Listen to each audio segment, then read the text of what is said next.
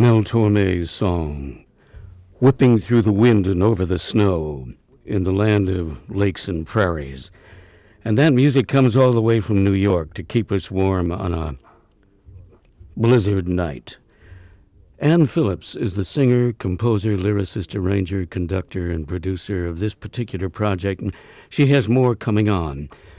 She's on the other line, and I've caught her at in the concrete jungle of New York. Anne Phillips, welcome into Minnesota Public Radio. Hi, how are you? Good to have you there. That, of course, was Mel Torme's theme, and he was a great lover of group singing, wasn't he? He certainly was.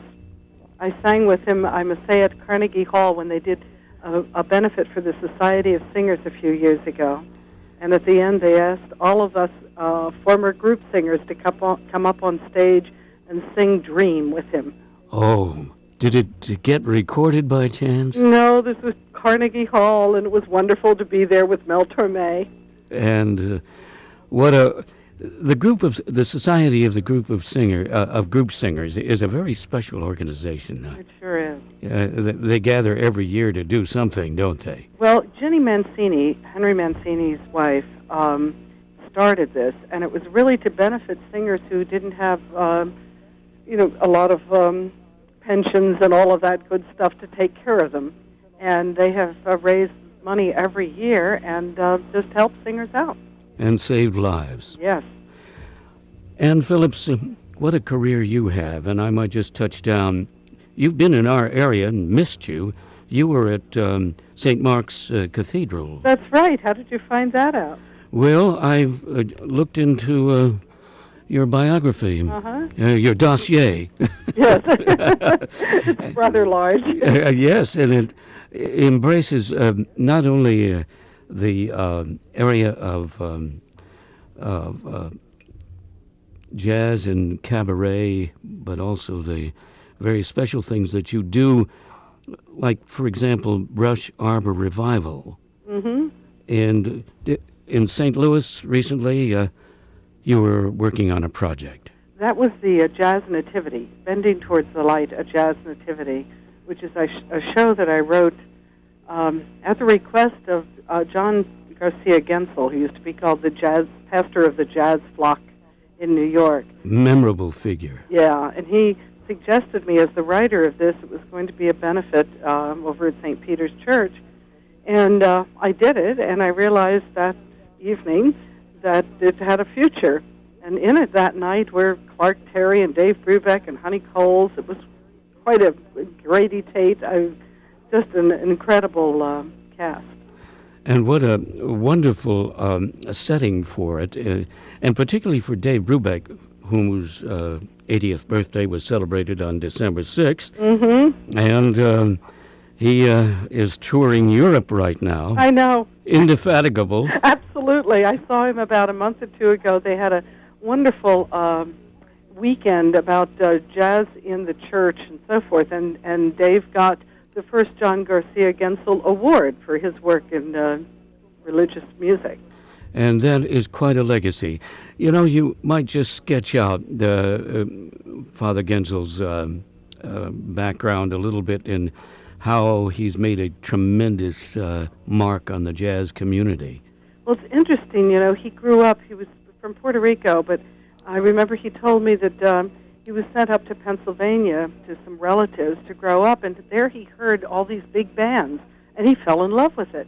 And when he was the Lutheran minister in a small church in Manhattan, he just went to see all the good jazz things that went on and talked to the musicians and so forth. And little by little, this thing grew where they would ask him to please marry them or bury them or whatever, and he became this wonderful mentor to all the jazz musicians. And you've had quite an association with him through the years. Oh, yeah.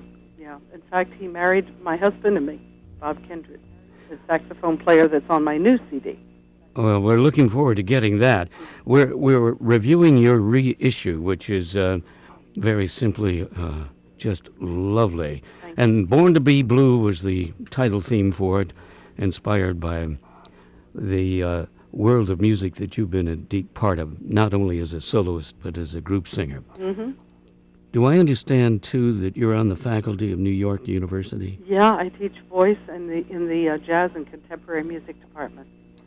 And so your students really learn the art of the solo as well as group singing. And they learn all the great standards. It's really something when you realize that you're not hearing those anymore, and unless somebody introduces kids to them, they'll never hear them, because that's not what you hear on the air anymore, unless you search very hard, and or in stores or in elevators and so forth. You just don't hear all the great tunes. So I started actually a repertoire course to teach kids all the great standards. If you would, I'd like to just sample another track. We won't play all of it. It's from your collection, which has been reissued in Born to Be Blue. It's a song that features, I wonder who the guitarist is on this, but you might tell us after we listen to it. Okay.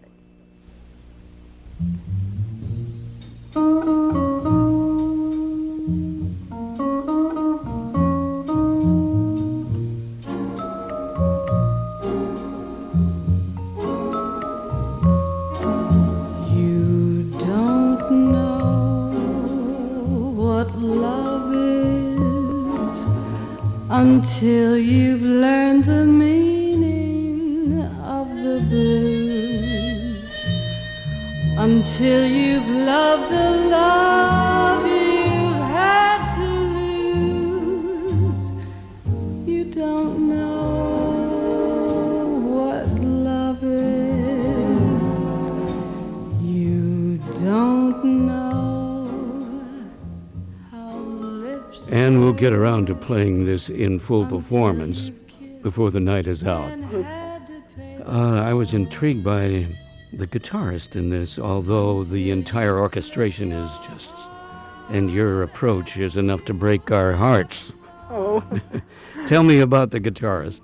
I believe that was Barry Galbraith on that one.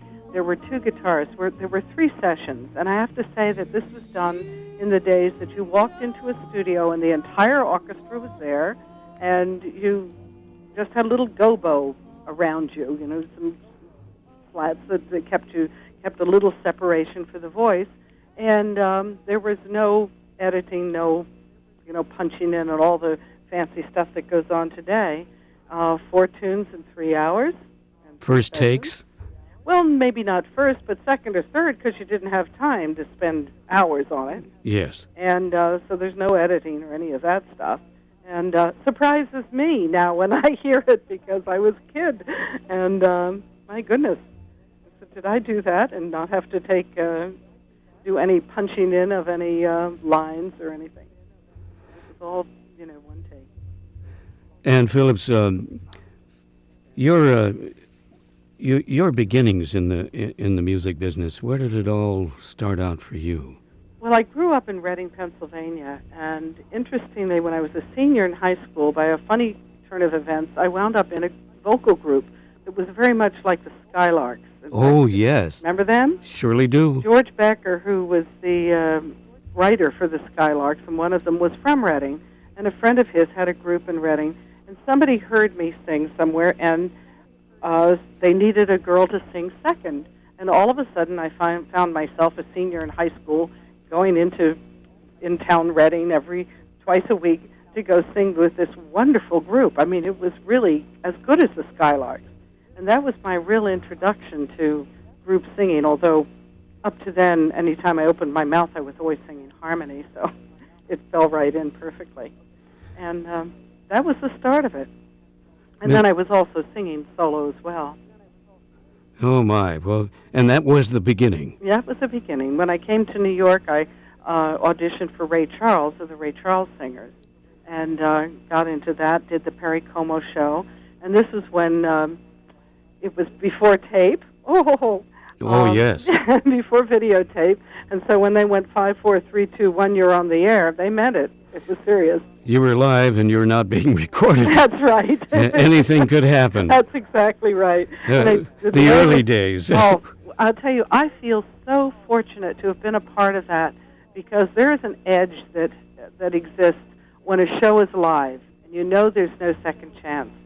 And also the specials that they did then weren't like the Como show, which was a weekly thing, and it had a structure to it, and not too much was going to go wrong. But when you were doing specials, and I did, all kinds of things with, you'd walk in and there was Boris Karloff and Margaret Mitchell and, all these incredible, Margaret Hamilton, all these wonderful people, and you'd have to learn the music in 2 days and your steps in a couple of days, and next thing you know, you're on the air. And you're referring to the fact that a singer had to be choreographed in a group. Oh, yes. Oh. That was always my fear.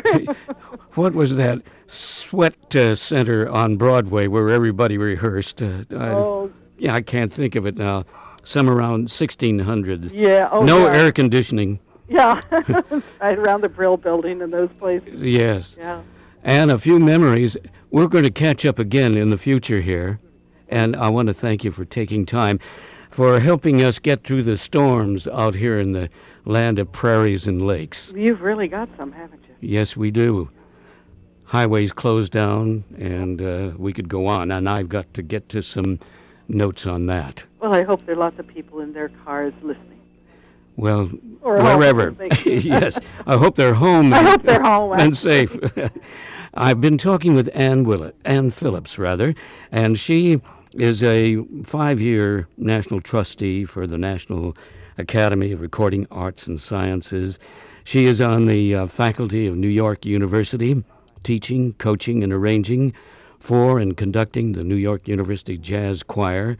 She records in her own right, and Anne, keep on keeping on. I will. Thank you for talking with us. Great to talk to you.